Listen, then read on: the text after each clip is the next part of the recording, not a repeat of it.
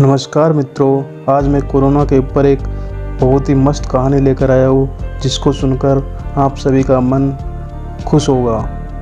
सासू माँ का क्वारंटाइन। एक दिन पहले तो जीवन में कभी ऐसा नहीं देखा थे।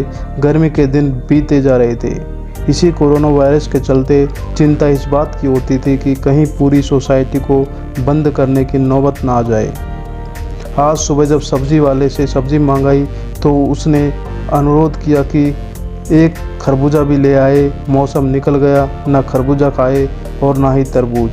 बचपन में गांव के जिस स्कूल में पढ़ती थी उसके पीछे के खेतों में खूब खरबूज तरबूज होते थे। उन खेतों के मालिक की लड़कियां भी साथ ही पढ़ती थी। एक दिन वह मुझे अपने साथ खेत में ले गई।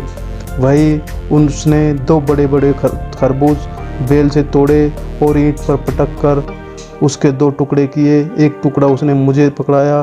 खरबूजा बिना काटे खाना मुश्किल तो लगा था, लेकिन फिर उसकी ओर देखा मैं भी खाने लगी। इतना मीठा, खुशबू और रस से भरा वह स्वाद कभी नहीं भूली। लंबे चले लॉकडाउन से घर से बाहर नहीं निकले तो एक हुक सी उठ रही है कहीं घूम कर आने की। बच्चे भी तो घर से बाहर जाने की जिद करने लगे हैं। अभी लॉकडाउन शुरू हुआ तो सोचा मायके भी घूम आते हैं। बस फिर क्या था, पति व बच्चों के साथ एक रात के लिए मायके चली गई। साथ पास ही थे के गांव में तो है, और फिर यहाँ पर घर पर सासू माँ तो है ही।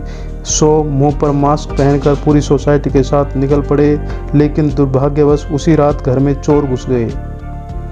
पुलिस सासू माँ से पूछने लगी, माताजी आप इतनी बुजुर्ग है, इसके बाद भी अपने घर के चोरों को कैसे भगाया? सासू माँ ने हंसते हुए कहा, ऐसा हुआ कि मैं नीचे हॉल में सो रही थी। चोर खिड़की से घर में घुसे और उन्होंने मुझे लात मारकर उठाया।